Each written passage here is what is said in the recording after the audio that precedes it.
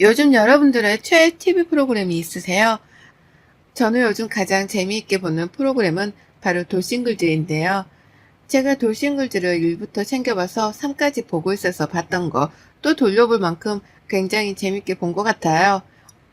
엄청 울고 함께 웃었던 기억이 나네요. 저도 그래서 이번에는 용기를 내서 저의 이야기를 조금 해볼까 합니다. 여러분들도 눈치채셨겠지만 저는 여러분들이 생각하시는 돌싱이 맞습니다. 오늘은 제가 돌싱이 되어 지금의 남편을 만나게 되기까지의 저의 이야기를 들려드리도록 하겠습니다. 저는 수원시에 거주하고 있는 30대 후반의 평범한 여성입니다. 저는 어릴 적부터 집이 어려웠던지라 안 해본 일이 없을 정도로 참 열심히 살았습니다. 저희 부모님은 제가 고등학생이 되던 해 아빠가 먼저 대장암에 걸려서 돌아가시고 2년 정도 있다가 저희 엄마 또한 유방암으로 돌아가셨어요. 아빠 병간호로 오래 했던 저희 엄마는 자기 몸을 돌보지 못한 채 그렇게 쓸쓸히 돌아가셨죠. 그렇게 고등학교 졸업을 얼마 놔두지 않고 부모님 두 분이 모두 다 돌아가셨더라. 저와 제 동생은 이모네 집에서 함께 살아야 했고 제가 대학교를 포기하고 직장 생활을 하려고 서울에 올라오면서 동생과 함께 살기 시작했습니다. 방 한 칸 되는 좁은 집이었지만 동생은 나처럼 살지 않기를 바라는 마음에 열심히 직장 생활을 하면서 동생 뒷바라지를 했어요. 그렇게 제 자랑인 동생은 원하고 원하던 의대에 합격했고 의대 학비가 만만치 않았기 때문에 엄마 아빠가 남겨주신 보험금과 합쳐서 동생 뒷바라지를 했어요. 동생은 열심히 공부해 졸업을 하고 대학병원 인턴을 하면서 저도 조금은 숨통이 튀어갔죠. 그런 제 생활에 한 줄기 빛이 되어주던 친구가 있었어요. 그 친구는 제가 첫 직장 생활에 함께 일했던 실습생이었어요. 저는 직장인이었고 그 친구는 대학교 실습생이었기 때문에 서로 참 많이 달랐지만 그 친구도 타지에서 올라와 대학 생활을 하느라 서로 의지가 많이 되었어요. 저희는 그렇게 연애를 했고 그 친구는 결혼을 원했지만 저의 상황이 사실 모든 부모님들이 싫어하는 상황이라고 생각했기 때문에 몇 차례 거절을 했어요. 거절 끝에 이 친구는 계속해서 저에게 더 많은 사랑을 보여주었고 그 사랑에 저도 더 이상 거절하기 어려운 상황이었습니다. 결혼에 꼴이 나기까지 참 많은 힘든 시간들이 있었지만 그 시간들 속에서도 저희는 더 꿋꿋이 사랑을 이어나갔으며 시부모님이 반대를 많이 하시기는 했지만 이 친구의 끈질긴 노력 끝에 저희는 무사히 결혼까지 꼴이 날 수 있었어요. 그렇게 이 친구가 졸업을 하고 저희는 이 친구가 살았던 곳으로 신혼집을 얻기로 했고 이 친구가 모아두었던 돈과 제가 모아두었던 돈 모두를 동생이 다니는 병원 근처로 동생의 전셋집을 얻어주었어요. 제가 쉽사리 말하지 못했던 이야기를 이 친구는 저에게 먼저 정말 선뜻 동생이 월세는 부담될 수 있으니 전세를 얻어주자고 하더라고요. 어찌나 그 마음이 고맙던지 그 고마운 마음을 평생 간직하겠노라 서로 약속하고 그때부터 저의 결혼 생활은 순탄하게 시작되리라 생각했죠. 이 친구와의 결혼 생활은 정말 많은 것들을 포기하게 만들었어요. 생각보다 더 보수적인 시댁의 집안이라 시댁 근처에 신혼집을 얻어주셨는데 아침은 꼭 시댁에 와서 같이 하기를 바라셨고 일주일에 2번은 꼭 찾아뵙고 항상 식사하기를 바라셨어요. 근데 그때 저는 아무것도 없었기에 이런 날을 받아주신 것만으로도 감사하다고 여기며 시집살이에도 저는 꿋꿋이 버텨나갔죠. 한 번은 제가 너무 아파서 아침 식사를 하기가 어렵다고 조심스럽게 이야기 드린 적이 있는데 어머니께서 못 배운 게 티가 난다고 하시더라고요. 자기 몸 관리 자기가 해야지. 네가 아프면 네 남편은 너 챙기느라 얼마나 힘들겠냐고요. 서러웠지만 그 친구에게 차마 티를 낼 수 없었어요. 그렇게 한 1년 정도의 결혼 생활이 지났고 저에게 예쁜 아기 천사가 찾아왔어요. 서로 너무 뛸 듯이 기뻤고 이제 좀 시집살이가 끝나려나 싶었죠. 임신 기간 동안은 그래도 시어머니가 조금은 조심스럽게 해주시나 싶었는데 출산하고 나니 시댁의 간섭은 더욱더 심해져 갔어요. 아이를 보고 싶다는 이유 하나만으로 매일 집안으로 들락날락 하셨고 심지어 아이가 배가 고프다고 보채 모유수를 하려고 방으로 들어가려고 하면 가족인데 뭐 어떠냐 하면서 그냥 거실에서 하라고 하실 정도로 저를 많이 힘들게 하셨죠. 원래도 말랐던 저는 출산을 하고 제대로 된 산후조리를 하지 못해 안 아픈 곳이 없었고 살은 10kg가 넘게 빠지더라고요. 매일 아침마다 시댁에서 오는 전화 소리에 주말마다 집에 오라는 어머님 아버님의 불효령에 저는 견딜 수 없었고 처음으로 이 친구에게 말을 했어요. 너무 힘들다고요. 이 친구도 제 말을 듣더니 서울지사로 옮기고 싶다고 요청할 때니 서울에 가서 동생 근처에 살면 어떻겠냐고 하더라고요. 저는 너무나 좋았지만 시댁에서 허락을 해주지 않을 거라 생각을 했지만 이 친구가 잘 말했는지 회사 생활로 인해 어쩔 수 없을 것 같다. 그렇다고 주말부부로 지내기에는 아직 아이가 너무 어리다고 잘 말씀드려 저는 4년 만에 서울로 다시 가게 되었어요. 동생 근처에 다시 집을 마련해서 살다 보니 이런 게 행복인가 싶을 정도로 너무 행복하더라고요.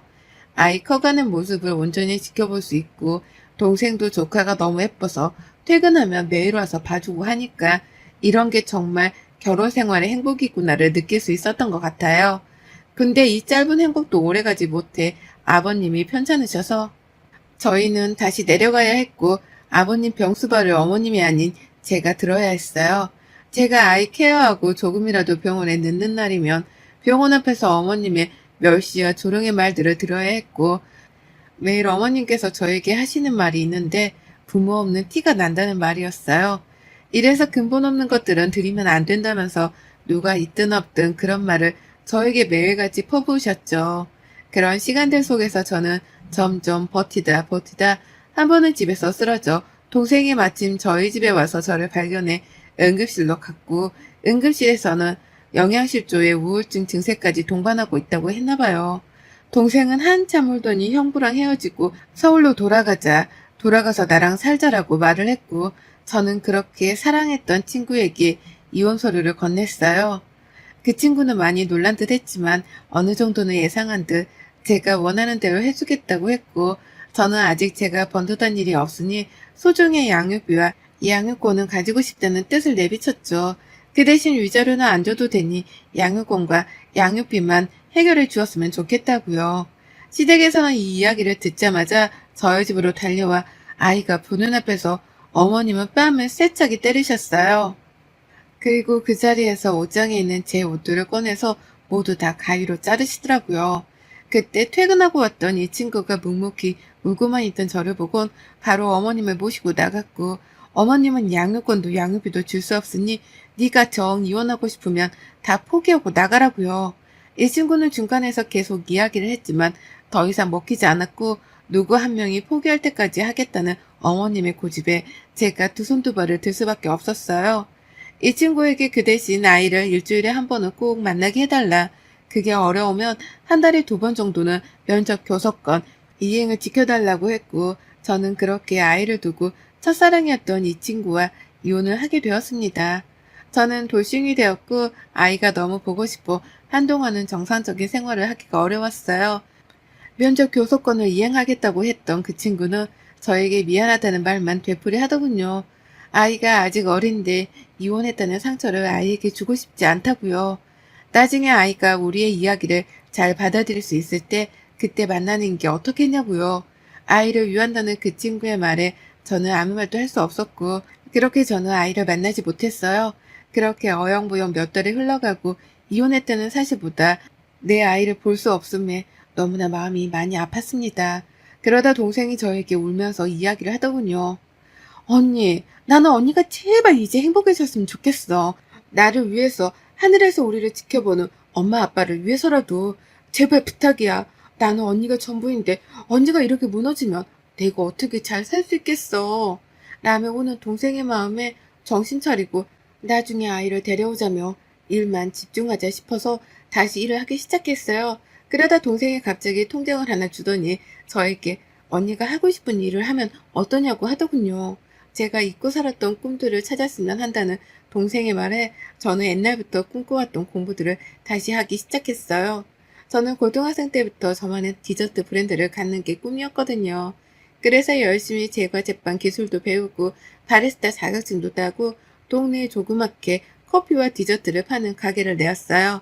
근데 입소문이 좋게 나서 그런지 장사가 되게 잘 되었고 케이크는 주문으로 제작해서 하다 보니 가게를 늘려야 할 정도였어요. 바쁘게 살다 보니 빨리 돈을 많이 벌어서 우리 아이에게 떳떳한 엄마가 되고 싶었어요. 그렇게 조그맣게 했던 동네 장사가 지금은 조금 크게 사업을 확장해서 직원도 10명이나 생겨 지금은 2호점 오픈을 앞두고 있었죠. 정신없이 살던 와중에 저희 카페에 매일같이 오시던 손님 한 분이 계셨어요. 늘 똑같은 메뉴를 매일같이 드시고 있어 기억하는 손님이셨거든요. 근데 갑자기 그날은 그 손님이 저에게 처음으로 질문을 하더라고요. 직접 커피를 내리시던데 저도 배울 수 있을까요? 라고요. 그래서 저희는 교육 일정은 따로 없어서 죄송합니다. 그 대신 더 맛있는 커피로 보답드리겠다고 말씀드렸고 그 손님은 저에게 멋쩍은 듯 웃으며 편지 하나를 건네고 연락 달라는 말만 하고 나가시더라고요. 그 편지 내용은 저를 오랫동안 보았고 처음 만난 순간부터 지금까지 그 마음이 변하지 않아서 용기 내었다는 내용이었어요. 꼭 연락을 줬으면 한다는 편지 내용이더군요. 저는 그분께 편지와 마음은 너무 감사하지만 제 상황이 누군가를 만나기가 여의지 못해 죄송하다고 좋은 분 만나셨으면 좋겠다고요. 그 뒤로도 그 손님은 매일같이 빠짐없이 보러 오시더라고요. 한 번은 마감하는 순간에도 있으시길래 마감 시간에 말씀드리고 가려는데 저에게 딱 한 번만 사석에서 만나볼 수는 없겠냐고 너무 간곡히 말하셔서 그렇게 처음으로 만나게 되었어요. 만나서 저의 모든 상황을 이야기했고 좋은 분이신 것 같은데 저는 친구가 되고 싶다고 했죠. 그분은 제가 이혼을 했다는 것과 아이도 있다는 점에 조금 놀라신 것 같았지만 이내 그런 것들은 만나는 데 있어 문제가 되질 않는다고 하시더군요. 그렇게 몇 차례 거절을 했음에도 불구하고 그분은 마음을 지속적으로 표현하셨고 저도 여자인지라 그런 마음에 참 행복해지더라고요. 이혼하고 나서는 다시 누군가를 만나지 않겠다고 생각했는데 참 사람 마음이 간사한 것 같아요. 그렇게 연애를 다시 또 시작하고 제 인생에 다시 오지 않을 것 같은 결혼을 또다시 했네요. 결혼을 결심하게 된 계기는 저는 저희 시부모님 때문이었어요. 저희 시부모님은 두 분 다 교직 생활을 오래 하신 분들로 사실 저 같은 며느리를 누가 좋겠어요. 근데 제가 처음 인사 가던 날 저를 보시며 어머님께서 어떻게 그렇게 지냈냐면서 너무 마음이 아프다고 하시더라고요. 꼭 다시 아이를 데려와서 아들과 함께 키웠으면 좋겠다고요. 이런 시부모님은 어디 가서도 만나지 못하겠다 싶어서 결혼을 결심하게 된 것 같아요. 그렇게 저의 두 번째 결혼 생활은 첫 번째와 다르게 너무나 행복했어요. 그 행복 속에서도 제 아이가 늘 보고 싶었고 남편이 이제는 엄마라는 걸 말할 때가 되지 않았냐고 먼저 보고 싶으면 가보자고 이야기해 주더라고요. 그렇게 저는 처음으로 아이를 만나러 내려갔답니다. 정말 멀리서 보고 생각으로 내려가서 보니 정말 많이 컸더라고요. 제가 보았을 때는 아직 잘 컸지도 못했는데 지금은 잘 컸고 말도 너무 잘해서 저를 기억할까 싶었죠. 멀리서 아이를 보고 오는데 그 친구를 마주쳤어요. 그 친구는 저를 보고 이야기 좀 하자고 했고 저희는 카페에 가서 그동안의 일들을 이야기 나눴어요. 아이가 너무 보고 싶고 이제 나도 아이를 데려와도 키울 수 있는 능력이 생겼다. 양육권은 가지지 못하더라도 면접 교섭권이라도 이행해 줄 수 없겠냐 부탁했고 그 친구는 자기도 아이가 엄마를 많이 궁금해해 연락을 해보려고 했다고요. 저는 잘 살고 있는데 그 친구는 무슨 일이 있는 건지 얼굴이 많이 상했더라고요. 그렇게 저는 아이와의 만남을 약속하고 다시 서울로 올라오는데 올라오는 길에 그 친구에게 전화가 왔어요. 나야, 잘 올라가고 있어? 너한테 못한 말이 있어서. 뭔데? 우리 애기 좀 한 몇 달간 데리고 있을 수 있을까? 라고요. 그래서 너무 놀라서 저는 당연히 된다고 정말 좋다고 말했고 그 친구는 한 번에 갑자기 가면 그러니까 몇 번 만나고 이야기하겠다고 하더라고요. 남편에게도 이 사실을 말했고 남편은 저보다 더 많이 좋아했었죠. 그렇게 몇 번 아이와 만나고 하다 보니 아이에게 엄마랑 몇 달 동안 지내보는 건 어떻겠냐고 물었고 아이는 너무 좋다고 하더라고요. 지금 저의 상황도 다 이야기했고요. 그렇게 아이와 함께하는 삶이 시작되었고 눈 뜨면 아이를 볼 수 있어 저는 세상을 다 가진 것처럼 행복했어요.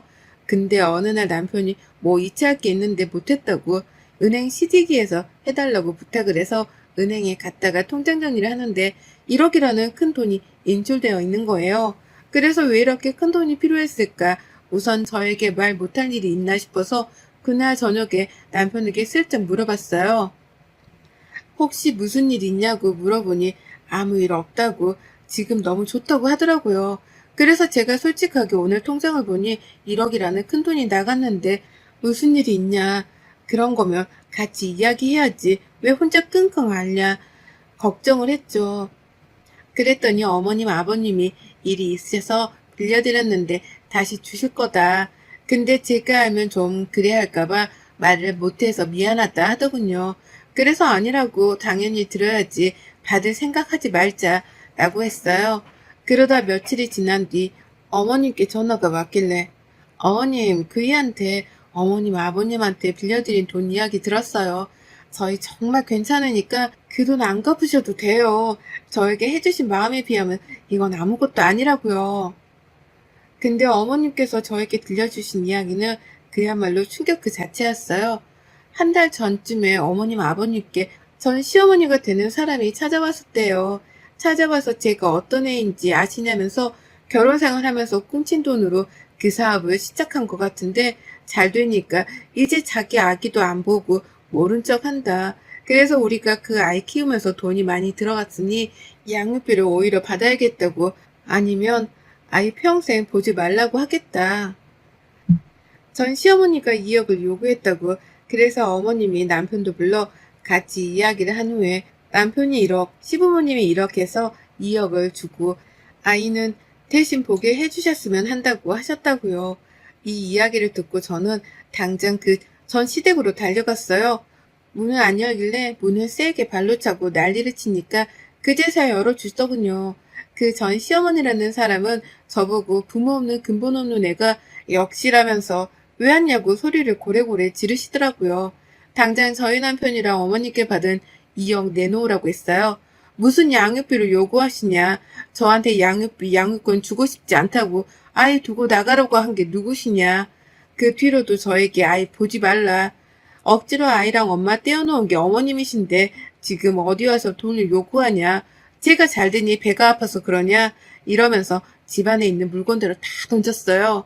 이걸로도 제 분이 안 풀리는 것 같다. 안방에 들어가서 어머님 옷을 다 꺼내서 찢을 수 있는 건 박박 찢으며 난리를 쳤죠. 저 나갈 때 이렇게 하지 않았냐. 저 똑같이 해드리겠다. 당장 돈 내놔라. 그리고 양육권도 제가 가져가겠다. 변호사 선임하셔라.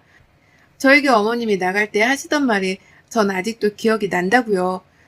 변호사 선임할 돈 없으니 변호사 생각 꿈도 꾸지 말라고 하셨고 근데 지금 저는 우리나라 최고의 변호사 선임해도 될 만큼 많이 벌었다. 참고 있었던 건 그 친구가 아이라도 없으면 너무 힘들 것 같아 그러지 않았다. 하니 그때부터 저보고 근본 없는 것은 드리면 안 되는데 드려가지고 우리 집안이 풍비박산 났다고 하시더군요. 그 풍비박산이 뭔지 보여주겠다 하면서 거실에 있는 TV를 내리꽂았어요. TV 값은 2억에서 빼서 나머지 주셔라. 안 주시면 진짜 감옥 가시는 줄 아시면 될 거라고요. 그리고 그 사업하는 돈은 내 동생이 줘서 한 거니 그건 다 서류 제출하면 나오니까 알아서 하시라고요. 그렇게 아수라장을 만들며 나왔고 그 친구한테도 전화해 이 이야기를 다 했어요.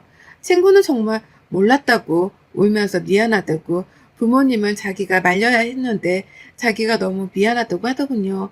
그럴 필요 없고 받은 돈은 당장 돌려줬으면 좋겠다라고 했어요. 그리고 소송을 걸겠다고요.